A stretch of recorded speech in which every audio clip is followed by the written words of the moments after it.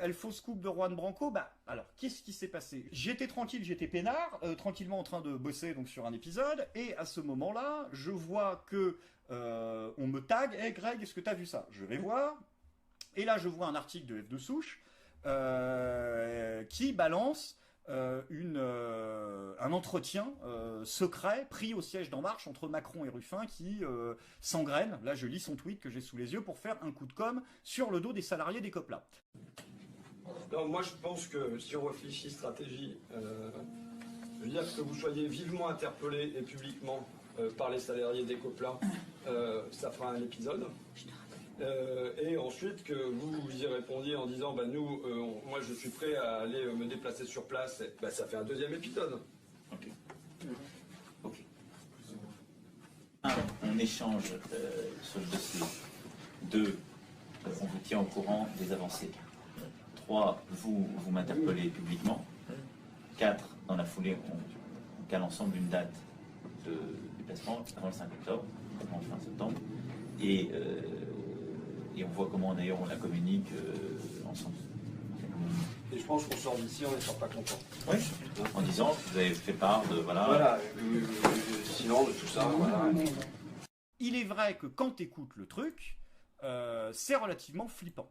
Et en fouillant un peu plus loin, je m'aperçois que le premier mec qui tweet sur ce truc-là, c'est Juan Branco, avec un tweet qui dit « Exclu, comment ?» Alors déjà, exclu, vous allez voir qu'il y a un problème. Comment Ruffin et Macron ont mis en scène leur rivalité, utilisant les ouvriers pour propulser leur notoriété. J'ai tremblé en entendant leurs propos et les mensonges de Ruffin pour se justifier.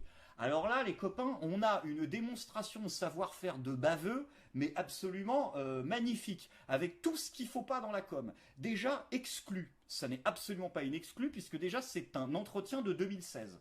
Donc là, Branco, il raconte n'importe quoi. C'est une exclue avec 3 ans de retard. Comment Ruffin et Macron ont mis en scène leur rivalité. Donc déjà, ça n'est plus Ruffin, député, et Emmanuel Macron président qui parle. C'est Ruffin, journaliste, et Emmanuel Macron qui a quitté le gouvernement et qui veut faire du buzz autour de cette entreprise-là pour la sauver et gagner des points en vue de futures élections, et gagner en cred. Donc, à ce moment-là, ce que dit Ruffin, c'est pourquoi pas, je vais aller voir avec Macron s'il n'y a pas moyen de bouffer un bout de ce coup de buzz parce que moi je veux sauver les salariés. Et donc, après Juan Branco te dit, j'ai tremblé en entendant ses propos. Le mec, il a la tremblote pour ça, il faut consulter, hein, parce que là c'est Parkinson, hein, camarade. Hein. Ça peut donner un côté stylé pour les plaidoiries, mais là c'est foutu. Je veux dire, c'est pas normal. Hein. Et les mensonges de Ruffin pour se justifier. Donc, ce qui se passe après le coup, c'est que il retweet après, j'ai la boule au ventre, les 2 personnes que vous entendez sont bien celles que vous croyez. Suite à 16h30, on est dans Combini, c'est hallucinant. Et du coup, les gens commencent à lui expliquer que c'était déjà sorti en 2016. Ils commencent à lui expliquer qu'il y avait déjà un article dans le Figaro où Ruffin et Macron expliquaient ce que je viens de vous dire et quelle était sa stratégie. Et donc moi, du coup, je suis tombé complètement dedans et je me suis fait prendre dans ce qui m'apparaît aujourd'hui est une tentative de buzz raté de Branco. Pour quelles raisons les plus complotistes diraient pour tirer une balle dans le pied de la France Insoumise juste avant les élections et de façon pas vraiment finaude, parce qu'encore une fois, Ruffin en avait déjà lui-même parlé dans Fakir, dans son journal, le mec. Et il avait déjà répondu, et là du coup il a répondu, mais sur un truc de 2016 en fait. Oui, avec Christophe Carine et les autres ouvriers, nous avons tout essayé pour tenter de sauver cette usine, jamais je n'en aurais honte, oui c'est ma fierté, que les donneurs de leçons mènent des batailles sociales autrement que depuis Facebook. Bon, on en pense ce qu'on veut, mais le pire en plus, c'est que l'extrait existait déjà sur Radio Nova. Sur Radio Nova. Et sauf que sur Radio Nova, tu avais le contexte que notre ami oublie complètement de préciser. C'est qu'au moment où Ruffin et Macron parlent, c'est devant les employés de l'usine. Non, moi je pense que si on réfléchit stratégie, je veux dire que vous soyez vivement interpellé et publiquement par les salariés des COPLA, ça fera un épisode. Et ensuite que vous y répondiez en disant bah nous, moi je suis prêt à aller me déplacer sur place, bah, ça fait un deuxième épisode. Ok. Ok. Et que surtout je viens. Oui, bien sûr. Devant les salariés, Macron accepte le deal proposé par Ruffin. Un, on échange sur le dossier. 2. On vous tient au courant des avancées. C'est-à-dire qu'ils font pas ça du tout en traître, en fait. Et que dans la version longue qu'un mec lui a postée en réponse, tu t'aperçois qu'il coupe complètement les passages où les gens posent des questions et qui coupe complètement même la voix off de la journaliste, parce que c'était passé, qui explique que la réunion a lieu devant les salariés. Donc après, on pourra critiquer l'opportunisme individuel d'un Ruffin, c'est-à-dire qu'on pourra critiquer le fait que politiquement, essayer de travailler avec les puissants pour sauver une entreprise, ça peut être une stratégie discutable.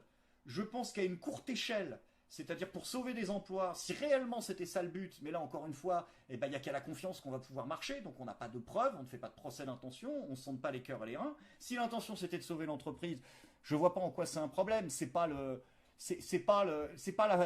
la photo Père Noël de Macron avec François Ruffin qui fait qu'il a été élu président de la République. Hein. C'est pas des gens qui aiment Ruffin qui ont voté pour Emmanuel Macron. Donc au bout d'un moment, faut arrêter. Et ça s'est arrêté d'ailleurs, puisque le Figaro qui avait mis en ligne un article, l'a édité, a retiré l'article et l'a remis en ligne en version modifiée en précisant le contexte. Et quant à Juan Branco, il a tenté de partir dans la morale. Il nous a fait un magnifique numéro de baveux. On aura dit le procès de Klaus Barbie à ceux qui justifient que l'on manipule, mente, mettent en scène des oppositions contrôlées, hein, parce que tu t'es jamais mis en scène, toi, médiatiquement, mais bon, c'est pas grave, passe des pactes avec le diable pour gagner en notoriété, à ceux qui croient que la politique peut vivre de ses lâchetés. Voilà, donc en fait, il a raison, tout le monde a tort, et sauf que non. T'as pris les gens pour des cons, parce que quand tu nous dis les 2 personnes que vous entendez sont bien celles que vous croyez, c'est faux.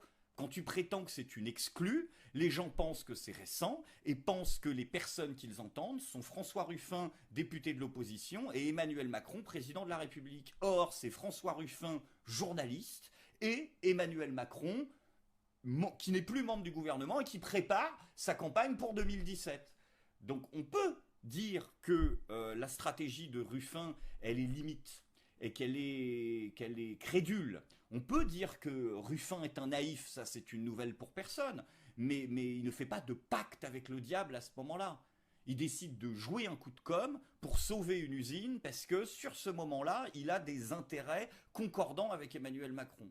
Donc on peut effectivement reprocher à l'homme sa profonde naïveté ou sa maladresse, mais quand le type fait un article dans son propre journal pour expliquer sa démarche et répond aux entretiens du Figaro quand il lui demande pourquoi il a fait ça, je suis désolé, il prend personne en traître. Toi, un peu plus. Après, point positif de l'histoire quand même, ça nous aura tous permis de voir Macron en gilet jaune. C'est vrai que faut prendre ce qui reste. Hein. Non mais, il y a des gens qui vont trouver que je veux pas du tout défendre Ruffin.